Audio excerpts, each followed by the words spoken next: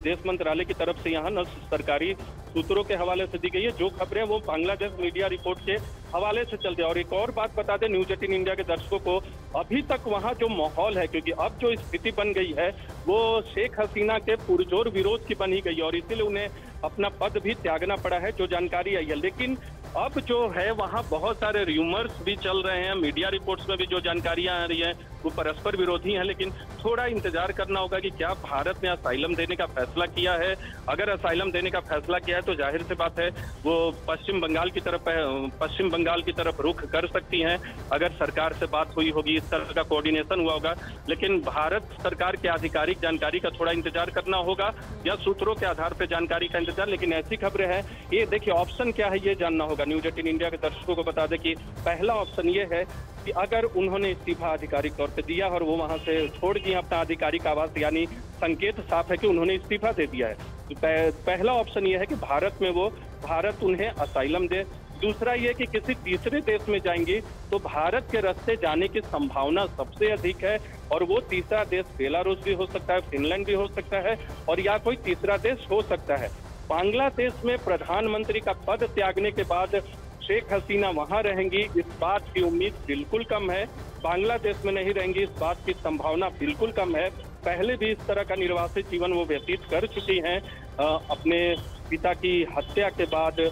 और फिर जैसा मैंने बताया कि भारत में भी वो रह चुकी हैं और उस दौरान अवामी लीग की अध्यक्ष चुनी गई थी और बाद में वो चुनाव जीती और चुनाव जीतकर एक बार 5 साल के कार्यकाल के लिए और मौजूदा जो कार्यकाल था नीरज, इस लिहाज से भी समझना चाहेंगे आपसे, ये पहलू भी समझेंगे इन तस्वीरों के साथ में। अब अगर भारत की तरफ वो रुख कर रही है या फिर नहीं कर रही है, ये फिलहाल एक दावे के तौर पर, जैसा कि नीरज भी कह रहे हैं कि अभी दावा है, ये अभी सूत्रों के हवाले से खबर सामने आई है, क्योंकि आधिकारिक तौर पर ऐसा कोई ऐलान, ऐसी कोई जानकारी सामने नहीं आई है कि शेख हसीना भारत की तरफ रुख कर चुकी हैं। लेकिन अंदर खेमे से ये खबर निकलकर सामने आ रही है कि उड़ान जो है वो भारत के लिए वो भर चुकी है, पश्चिम बंगाल यहां पर जा सकती हैं। आधिकारिक जो भी खबर सामने आएगी सबसे पहले न्यूज 18 इंडिया आप तक पहुंचाएगा। लेकिन नीरज, क्योंकि जब भी देश में सत्ता का परिवर्तन होता है, क्या माना जाए कि शेख हसीना ने प्रधानमंत्री पद से इस्तीफा दिया है, सिर्फ दिया है, सत्ता नहीं सौंपी है, क्योंकि सत्ता सौंपना और सत्ता हाथों से छीन लेना ये दोनों बिल्कुल अलग हैं।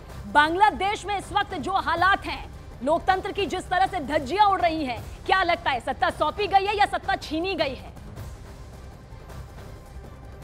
डिप्लोमेटिक तौर पे बहुत महत्वपूर्ण सवाल है कि क्या उन्होंने सत्ता छोड़ी है दबाव में या उनसे छीनी गई है। ये दो महत्वपूर्ण बात है। अगर वो सत्ता छोड़ी है और इस तरह का कोई डील नहीं हुआ और वो वहां से बांग्लादेश छोड़ के इस तरह की कोई बात हुई सेना प्रमुख से उनकी या सेना से और वो निकली हैं, तो आने वाले वक्त में एक चुनौती देंगी और वहां की सरकार के लिए एक सवाल रहता है। नई व्यवस्था या सरकार जो भी रहेगी उस पर एक सवाल रहेगा। अगर वो सत्ता का हस्तांतरण करती तो उन्हें दूसरे देश जाने की कोई जरूरत नहीं थी, मुझे ऐसा लगता है। तो सत्ता उन्होंने छोड़ी, क्योंकि वो जो खबरें आ रही है मीडिया जी, नीरज लौटेंगे। विदेश मामलों के जानकार कमर आगा इस वक्त हमारे साथ मौजूद है। आगा साहब, बांग्लादेश के हालात इस वक्त सभी के सामने मौजूद हैं। ये हालात इतने बिगड़ चुके हैं कि हमें तो यही लग रहा है कि इस वक्त लोकतंत्र की धज्जियां उड़ रही हैं, पीएम आवास में लोग घुस रहे हैं।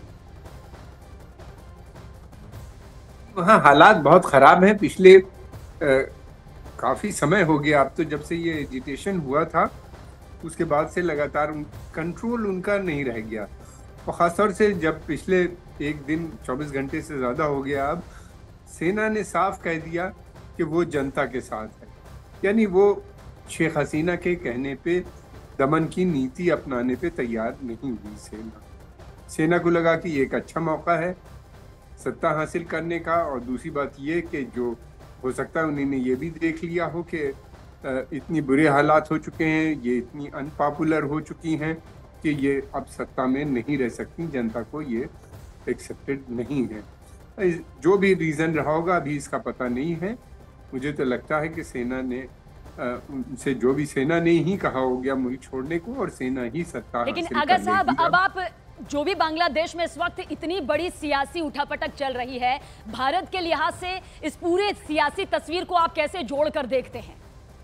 देखिए, ये जो बांग्लादेश के खिलाफ वहाँ के ऊपर भारत के से जो के विरुद्ध जो वहाँ पे फोर्सेस थे वो काफ़ी समय से सक्रिय थे और शेख हसीना इस बात को समझ नहीं पाए। इस पूरी स्ट्रगल में सबसे बड़ा रोल वहाँ की जमात इस्लामी पार्टी का है और जमात इस्लामी पार्टी के सीधे जो वो है रिश्ते वो पाकिस्तान से हैं। वो एक इस्लामिक हुकूमत वहाँ पे बनाना चाहते हैं। वो एंटी इंडिया है, बहुत स्ट्रांगली एंटी इंडिया हैं। उन्हीं ने जब बांग्लादेश की स्ट्रगल चल रही थी बनने का गठन के टाइम भी पाकिस्तान के साथ मिल के वहाँ पे उपद्रव किया था, लोगों को मारा था। और दूसरी बात ये कि सेना के अलावा वहाँ पे बहुत से इन आतंकवादी संगठन भी जमात इस्लामी के साथ जुड़े हुए हैं, हुजी जैसे, और इसके अलावा और कई एक नए भी बन गए हैं। ये वो लोग हैं जो पाकिस्तान से ट्रेनिंग लेके आते हैं और वहाँ पे काफ़ी सक्रिय हैं। जो वहाँ पे वायलेंस हुआ वो लड़कों ने नहीं किया था बल्कि इन्हीं लोगों ने किया था। ये इनकी एक्सपर्टाइज है कि कम समय में ज़्यादा से ज़्यादा जगहों पे वायलेंस कर देना, आग लगा देना, लूटिंग करना। ये बिल्कुल इन्हीं ने आर्सनिस्ट जैसे यूरोप में होते हैं उस तरह की ट्रेनिंग इन्हीं ने इनको पाकिस्तान की सेना ने दे रखी है।